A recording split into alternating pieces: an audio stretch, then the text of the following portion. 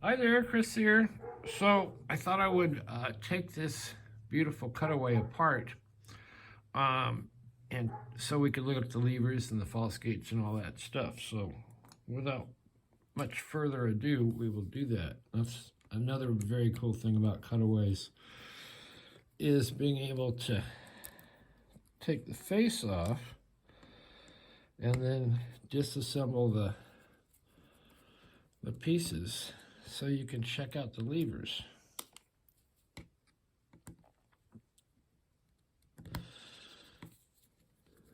And this is, I mean, the machining on this is just gorgeous.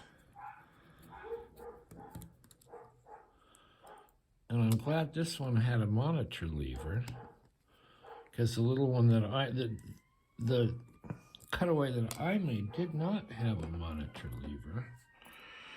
So let's have a peek in here. We'll first take a look. Hey, what are you doing in there? There's a dang bat in here. See, these little bats, they like to get in these things. Dude, you do not belong in a Chubb. Get back in your belfry. You get back in there. Thank you. All right. Out of here. All right. Yeah, you got to watch those bats. So our first one, let's give me something to lay this out on. The first one has the monitor lever. So I can't remember if it's easier, Brummy always knows this, if it's easier to take them out when they're unlocked or locked. Well, I guess we'll find out. And it may not make a difference with these. The lever locks, I think, or the mortise locks, I think it might. So this is number one. That's the monitor lever. It has no false gates. It just has a very long tongue on there. Let me move this up. Move my taco. There we go. Where'd it go? And the second one, number two, has a false gate on the bottom. Number three has a false gate on the top, just a little one. You see there, and one on the bottom. Number four is another one of those long tooth guys. And as you get deeper in there, it makes it a little more difficult to get these out. So this guy has a big false gate. What's that, number four? And the tongue. That one will really trick you up. And let me get a probe here. Number five, we get him out. And that has one on top, nothing on the bottom, but still that big long tooth. So picking this closed, you would have to pick, these two are going to be right in the bolt area, right?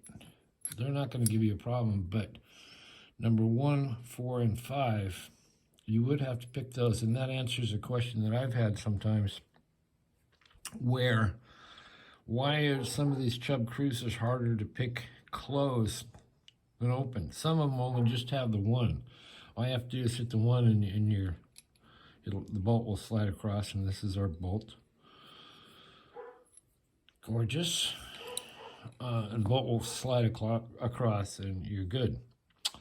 The other thing, let's see, that we can explain here is, see this little plate that holds these uprights?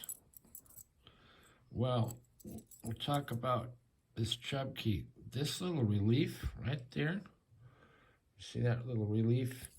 That is so when you have your key in here, on this sets up. So you want to have that little relief thing goes in between that plate and the bolt. I can kind of show you. See right like that. Come on. Anyway, that's why that's there, that little cutout. So, gorgeous, gorgeous job here. And Steve said that it was really dirty and gunky, and also a spider had made its little nest in here, which they do as well. He said, you know, belfries like the bats, and but spiders, I've found spider gunk in more than one lever lock. So there you go. It is very interesting. I have picked this. I showed picking it with the 2-in-1, and I have myself picked it with just regular picking tools, and it's a bit tricky. It's like a pin tumbler there. It has a binding order and a picking order. So, and this is what this looks like, and we'll look on the inside. And knowing what to cut out and what to leave is very important. So you don't want to cut this part out because then the guy won't go across. So there you go. Steve, awesome work as always. Thank you very much. And that will about do it for this one. Hit the like, do subscribe. I'm almost getting up to, need a couple more subscribers to have 1,200. 1,200? I have 1,000. Yeah, I have 1,100. 2 more subscribers, and I think I hit 1,200 subscribers, and that'd be kind of cool. So, subscribe, and we will see you next time.